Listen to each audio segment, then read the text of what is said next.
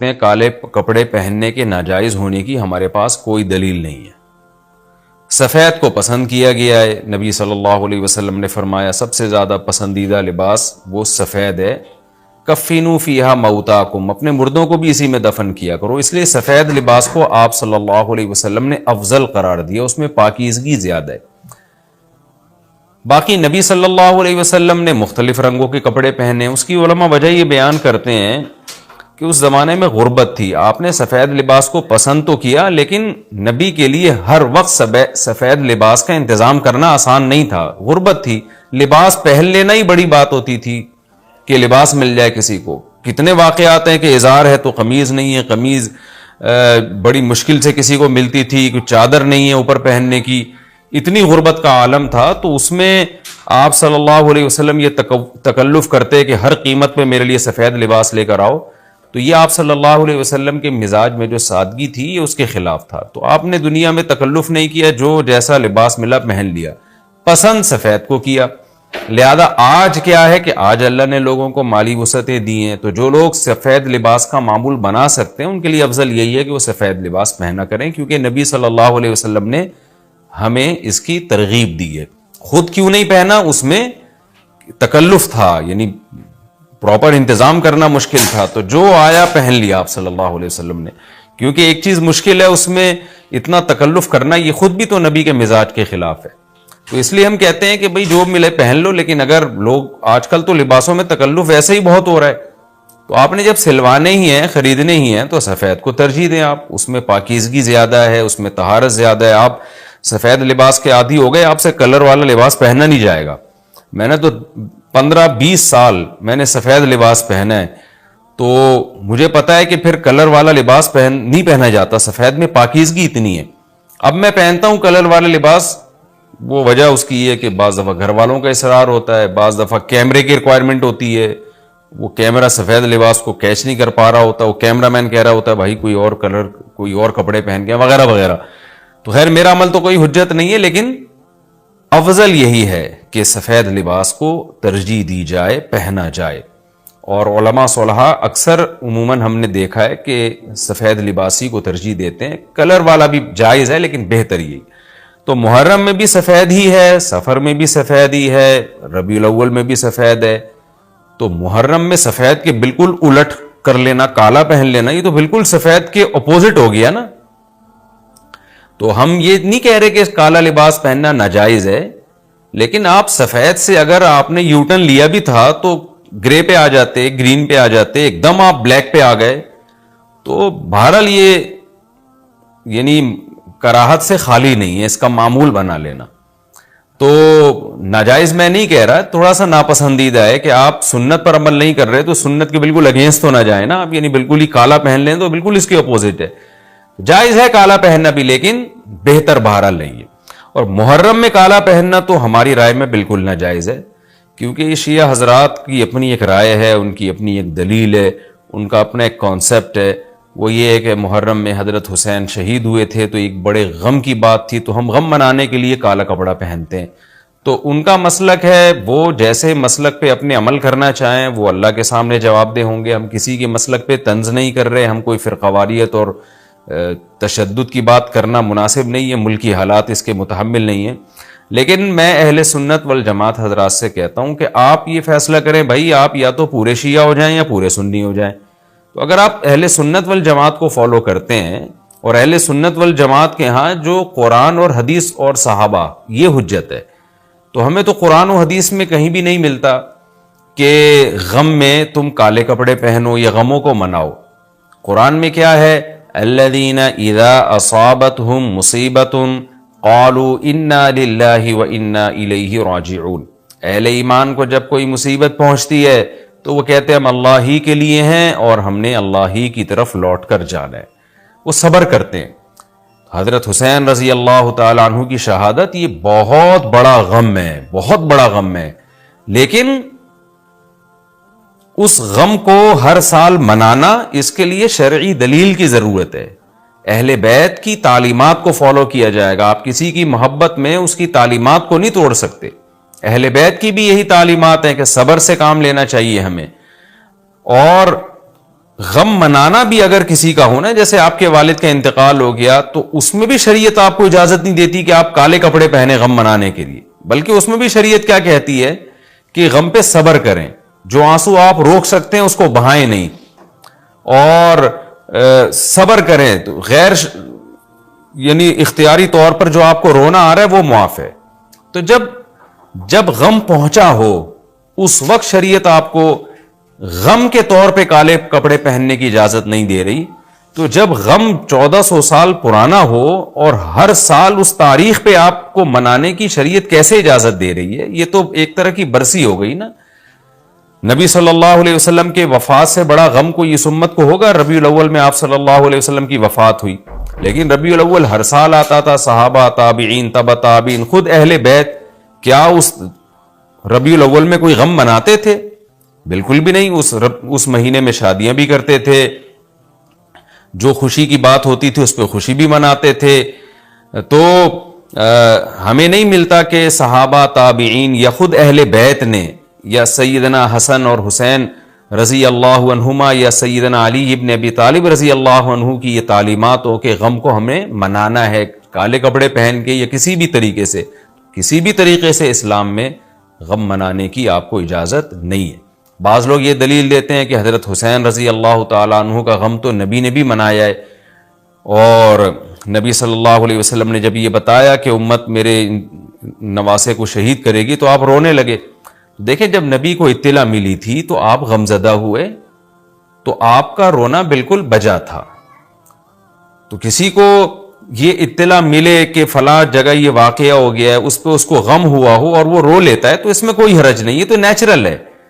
لیکن کیا نبی صلی اللہ علیہ وسلم ہر سال، یعنی جس دن آپ کو وحی کے ذریعے پتا چلا کہ سیدنا حسین ابن علی رضی اللہ تعالیٰ عنہ پہ ظلم ہوگا، تو کیا ہر سال اس تاریخ کو آپ صلی اللہ علیہ وسلم رویا کرتے تھے؟ بالکل بھی ایسا نہیں ہے۔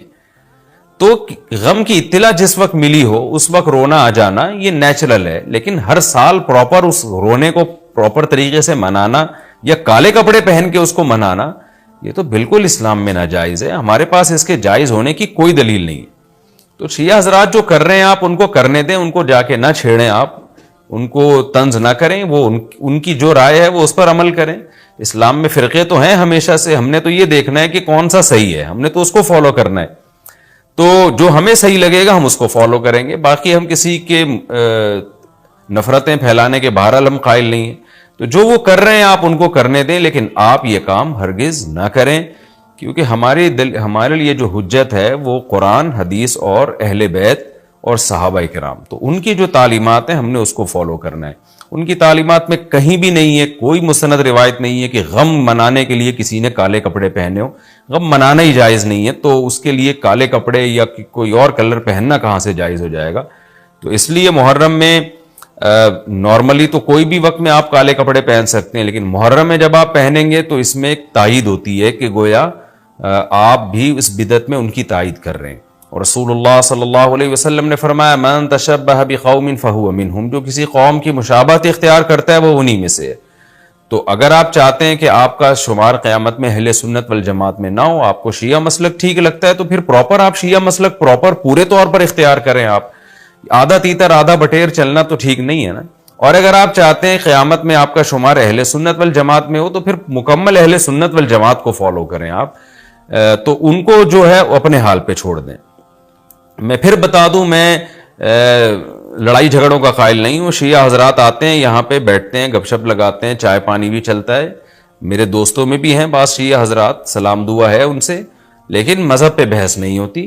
لکم دینکم ولی دین، ہم ان سے کہتے ہیں ٹھیک ہے بھائی، آپ اپنے رائے پر عمل کریں، بحث مباحثہ نہ کریں۔ ہاں، جو سیکھنے کے لیے ہم سے آنا چاہے ہم محبت سے اس کو سمجھائیں گے، جو نہیں آ رہا سیکھنے کے لیے تو پھر ہم اس سے بحث نہیں کرتے۔ تو لڑائی جھگڑے نہ کریں، لیکن سنی حضرات کو، اہل سنت والجماعت کو، بل جماعت کا مطلب کیا ہے؟ ہم حدیث کو بھی مانتے ہیں، بل جماعت صحابہ کو بھی مانتے ہیں۔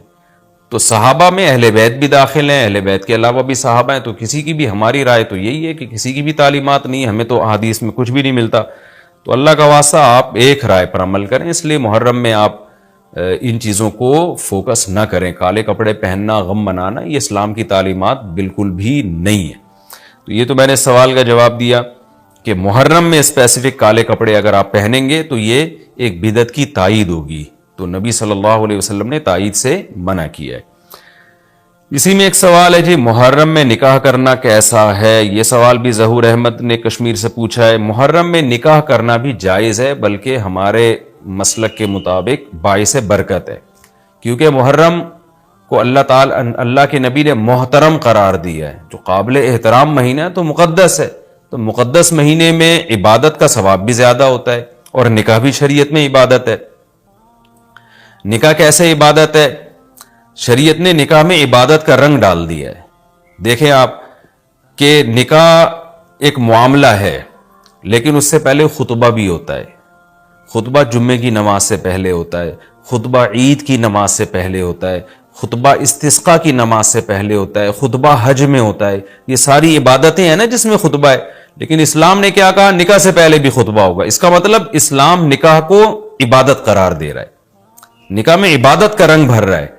تو عبادتیں تو مقدس مہینے میں زیادہ ثواب ہوتا ہے ان میں، تبھی آپ دیکھیں نبی صلی اللہ علیہ وسلم نے فرمایا رمضان کے بعد سب سے زیادہ روزوں کا ثواب محرم میں ملتا ہے۔ کیوں؟ مقدس ہے نا، تو عبادت کا ثواب بڑھ گیا اس میں۔ تو اس حدیث سے صاف ہمیں پتہ چلتا ہے کہ اگر کوئی محرم میں اس نیت سے نکاح کرتا ہے کہ مقدس مہینہ ہے تو اس میں عبادت کا ثواب بڑھ جائے گا، اور اس میں انشاءاللہ اللہ سے امید کی جا سکتی ہے کہ خیر و برکت زیادہ ہوگی۔ تو اس کو منحوس سمجھنا جائز نہیں ہے۔ اگر آپ کہتے ہیں اس مہینے میں چونکہ حضرت حسین رضی اللہ تعالیٰ عنہ کی شہادت ہوئی ہے اس لیے منحوس ہے، تو یہ غلط ہے۔ ایک تو ہماری نظر میں شہادت ایک بہت مقدس مقام ہے، اس کی وجہ سے کوئی مہینہ منحوس نہیں ہو سکتا، مقدس تو ہو سکتا ہے، منحوس نہیں ہو سکتا۔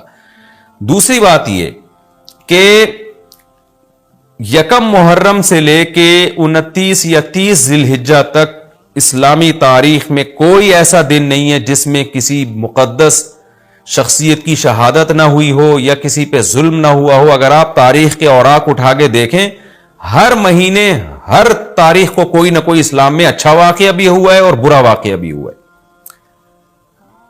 حضرت عثمان رضی اللہ تعالیٰ عنہ کی شہادت ہوئی باغیوں کے ہاتھوں، خود نبی صلی اللہ علیہ وسلم کی وفات ہوئی ربیع الاول میں، اور بھری ہوئی ہے نا اسلامی تاریخ۔ حضرت علی رضی اللہ تعالیٰ عنہ کی شہادت ہوئی۔ تو ان تمام شہادتوں کے آپ ایام نکالیں، ان کے مہینے نکالیں، کوئی مہینہ نہیں بچے گا۔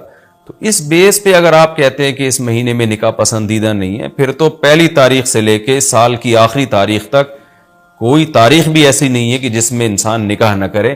اس کا مطلب پھر آپ کنوارے چھڑے چھاٹی گھومتے رہیں، اور مسلمانوں کی پھر گروتھ ریشو تو میرا خیال ختم ہو جائے گا، مر جائیں، کہاں پیدا ہوں گے لوگ۔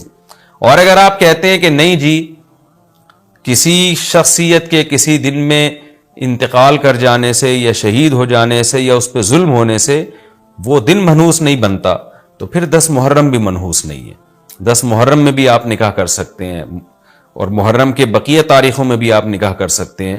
اور روایات میں ہمیں ملتا ہے کہ بعض بڑے بڑے حضرات تھے جن کے محرم کے مہینے میں نکاح ہوئے، میں اس بحث میں نہیں جاؤں گا، پھر اس میں تاریخی روایات ہیں، کوئی کہتا ہے فلاں تاریخ تھی، کوئی کہتا ہے، پھر لوگ اس پہ ایک غیر ضروری بحث میں چلے جاتے ہیں، لیکن ہمیں ایسے واقعات ملتے ہیں۔ تو اس لیے اس بارے میں، اور پھر شریعت میں جلد نکاح کی ترغیب ہے، نکاح کو ڈیلے کرنا یہ شریعت میں پسندیدہ کام نہیں ہے۔ اس بیس پہ تو ڈیلے کیا جا سکتا ہے نکاح کہ آپ کو رشتہ سمجھ میں نہیں آ رہا، مشورے کر رہے ہیں، لیکن جب ایک دفعہ رشتہ سمجھ میں آ جائے تو اسلام کا حکم یہ کہ اس میں جلدی کی جائے۔ صحیح ہے، بخاری کی مشہور حدیث ہے، نبی صلی اللہ علیہ وسلم کی خدمت میں خاتون آئیں، عرض کیا کہ یا رسول اللہ میں آپ سے نکاح کرنا چاہتی ہوں۔ آپ نے چہرہ مبارک کو جھکا لیا، آپ کا ارادہ نہیں تھا۔ ایک اور صحابی کھڑے ہوئے، عرض کیا یا رسول اللہ آپ میرا ان سے نکاح کر دیں۔ اسی محفل میں نبی نے ان صحابیہ کا ان صحابی سے نکاح کرا دیا۔ تو آپ نے تو یہ نہیں پوچھا کہ یہ محرم کا مہینہ چل رہا ہے یا سفر کا مہینہ چل رہا ہے یا ربیع الاول کا مہینہ چل رہا ہے، ڈیلے نہیں کیا اس کو، اس لیے کہ خود آپ کی تعلیمات یہ ہیں کہ نکاح میں جلدی کی جائے۔ تو اگر آپ کو محرم میں رشتہ ملتا ہے، آپ ربیع الاول تک ڈیلے کرتے ہیں محرم کی وجہ سے یا سفر تک ڈیلے کرتے ہیں، تو یہ ڈیلے کرنا خود قرآن و سنت کے خلاف ہے۔ جس چیز میں تعجیل مقصود ہے، جس چیز کو شریعت نے جلدی کا حکم دیا، عبداللہ بن مسعود رضی اللہ تعالیٰ عنہ فرماتے تھے، مصنف ابن ابی شیبہ کی روایت ہے کہ مجھے پتا چل جائے نا کہ میری زندگی میں صرف ایک رات باقی ہے اگلے دن میں نے مر جانا ہے اور میرے نکاح میں کوئی عورت نہ ہو, میں وہ رات بھی نکاح کے بغیر نہیں گزاروں گا, میں بیوی کے بغیر نہیں گزاروں گا, اس خوف سے کہ مجھے کہیں فتنہ نہ ہو جائے. صحابہ کرام جو تقوی کے اعلیٰ معیار پر تھے اور جن سے گناہ کا اندیشہ بہت کم تھا اور کہیں معاشرے میں بے حیائی پھیلی ہوئی نہیں تھی, وہ تو ان کا تو یہ کانسیپٹ تھا کہ بھائی ہم بیوی کے بغیر ایک دن نہیں گزاریں گے, کہیں ایسا نہ ہو کہ برائی میں پڑ جائیں. اور آج چاروں طرف بےہودگی پھیل رہی ہے, چاروں طرف بے شرمی, بے حیائی, انٹرنیٹ پر بےہودہ چیزیں, آپ یوٹیوب میں ویڈیو میں جائے فوش چیزیں آ رہی ہیں, ہر چیز آپ کی شہوت کو برانگیختہ کرنے والی ہے. اور اس میں آپ یہ کہیں کہ ایک رشتہ طے بھی ہو چکا ہے, آپ صرف اس بیس پر آپ اس کو ڈیلے کر رہے ہیں, ایک مہینہ, دو مہینہ, لوگ سفر میں بھی نہیں کر رہے ہوتے, اور اس بیس پہ آپ ڈیلے کر رہے ہیں. اس میں خطرہ ہوتا ہے کہ مرد کسی گناہ میں نہ پڑ جائے, عورت کسی گناہ میں نہ پڑ جائے, تو شریعت اس کی آپ کو اجازت نہیں دیتی ہے. اور پھر اس میں یہ بھی ہوتا ہے کہ اگر آپ ڈیلے کرتے ہیں تو منگنیاں توڑنے کا شیطان کو موقع بہت ملتا ہے. میرے سامنے ایسے درجنوں واقعات ہیں, رشتہ طے ہوا لیکن جی چونکہ محرم ہے یا سفر آ رہا ہے تو ہم ربیع الاول میں کریں گے, یا منگنی کو کسی بھی وجہ سے ڈیلے کر دیا. تو جب منگنی ڈیلے ہوتی ہے, یعنی نکاح ڈیلے ہوتا ہے, منگنی ہو گئی, نکاح کو ڈیلے کر رہے ہیں آپ, اس میں شیطان پھر دونوں کو لڑواتا ہے. منگنیاں ٹوٹتی ہیں, اکثر نفرتیں پھیلتی ہیں, غلط فہمیاں, بدگمانیاں شیطان کو پھیلانے کا موقع ملتا ہے. اس لیے شریعت میں تو منگنی کا لفظ ہی نہیں ہے, شریعت میں ہے خطبہ. خطبہ کا مطلب نکاح کا پیغام بھیجا, ان کو جب سمجھ میں آ گیا تو فوراً نکاح کر دیا, بیچ کا کوئی راستہ نہیں اللہ نے رکھا. تو چاہے وہ محرم ہو, چاہے وہ سفر ہو, چاہے وہ ربیع الاول ہو, چاہے وہ ربیع الثانی ہو. ہاں کوئی اس وجہ سے ڈیلے کر رہا ہے نکاح, کوئی واقعی شرعی عذر ہے اس کو, وہ بہت سارے مسائل ہیں, لیکن محرم کا ہونا بہرحال کوئی شرعی عذر نہیں ہے. تو اس لیے ہم اس میں نکاح کو جائز سمجھتے ہیں, باعث برکت سمجھتے ہیں. پھر میں بار بار بتا رہا ہوں کہ جو وہ شیعہ حضرات جو کر رہے ہیں ان کو کرنے دیں, میں آپ کو آپ کے مسلک کی بات بتا رہا ہوں. ہم جو قرآن و سنت کو اور اصحاب رسول کو فالو کرتے ہیں اور اہل بیت کو بھی مانتے ہیں, ہم ان کی بات کر رہے ہیں. وہ بھی دعویٰ کرتے ہیں کہ ہم مانتے ہیں, تو ان کو ان کے دعوے پہ رہنے دیں. ہم تو وہی بات کریں گے جو ہمیں صحیح لگے گی. اچھا بھائی, یہ بھی ایک سوال پوچھا ہے جی, 10 محرم کو کون کون سے نبی کو نجات ملی؟ یہ بھی سوال میں نے دہرایا تھا, محمد نے پوچھا ہے. تو دیکھیں اس بارے میں صرف ایک واقعہ مستند ہے, حضرت موسیٰ علیہ السلام کو فرعون سے نجات ملی. اس کے علاوہ 10 محرم کی طرف جتنے قصے منقول ہیں, ابراہیم علیہ السلام کو آگ میں ڈالا گیا, پھر آدم علیہ السلام دنیا میں آئے, یا اس دن قیامت آئے گی, یہ سب من گھڑت ہیں, ان کی کوئی حیثیت نہیں ہے, ان کو نہیں بیان کرنا چاہیے. یہ بھی سوال ہو گیا قیامت کیا محرم میں آئے گی؟ ایسا نہیں ہے, ہمیں نہیں پتا محرم میں آئے گی یا سفر میں آئے گی. سورہ طٰہٰ میں اللہ نے صاف طور پر بتا دیا کہ اکاد اخفیہا لتجزا کل نفس بما تسعی, میں قیامت کے دن کو چھپا دوں گا. اللہ نے کسی کو نہیں بتایا کس دن آئے گی, وہ آئے گی تو اچانک آئے گی. اچانک وہی چیز ہوتی ہے جس کی ڈیٹ کا ہمیں علم نہیں ہوتا. لا تأتیکم الا بغتہ, قرآن کہتے ہیں اچانک آئے گی. تو اچانک کا مطلب اس کی ڈیٹ اللہ نے, اس کا سال, اس کا مہینہ اللہ نے ہمیں نہیں بتایا, تبھی تو اچانک آئے گی وہ. اچھا بھائی, عاشورہ کے روزے کی فضیلت جموں کشمیر سے پوچھا محمد اقبال نے, وہ میں نے آپ کے سامنے بیان کر دی. نبی صلی اللہ علیہ وسلم نے فرمایا 1 سال کے گناہوں کا کفارہ ہے. اچھا یہ بھی اسی میں پوچھتے ہیں کہ لوگ کہ 2 دن کے روزے ضروری ہیں یا 1 دن کا بھی روزہ رکھ سکتے ہیں. تو بعض علماء کی رائے یہ کہ اس زمانے میں 1 روزہ بھی جائز ہے, کیونکہ نبی صلی اللہ علیہ وسلم نے یہودیوں کی مشابہت کی وجہ سے حکم دیا تھا کہ 2 ملاؤ. اب یہودی یہ روزہ نہیں رکھتے, جو ہمیں جہاں تک نالج ہے, تو اب چونکہ وہ رکھتے ہی نہیں ہیں, لہذا اب 1 روزہ بھی اگر کوئی رکھ لے تو بھی ٹھیک ہے. 2 اچھا ہے, نہیں رکھا جاتا تو 1 بھی رکھ لے تو بھی امید ہے انشاءاللہ ثواب ملے گا. اچھا اس میں یہ بھی پوچھا ہے دسترخوان پہ, میں ابھی آ رہا ہوں, دسترخوان محرم میں وسیع کرنا کیسا ہے؟ لوگ وہ دسترخوان پہ کان لگا کے بیٹھے ہوئے ہوں گے, وہ دسترخوان کب آئے گا مارکیٹ میں. اچھا یہ بھی ایک سوال پوچھتے ہیں لوگ کہ جیسے بھائی نے پوچھا کہ 2 یعنی قضا روزے کی نیت کرنا, یہ راول پنڈی سے محمد اسماعیل نے پوچھا تھا. خوب سمجھ لیں, جن دنوں کا بھی کوئی فضیلت ہے نا روزہ رکھنے کی, جیسے پیر جمعرات کے روزے کی فضیلت ہے, ایام 20 کے روزے کی فضیلت ہے, اسی طرح 10 محرم کے روزے کی فضیلت ہے، اسی طرح 9 ذی الحجہ کے روزے کی فضیلت ہے. ان میں آپ قضا کی نیت نہیں کر سکتے.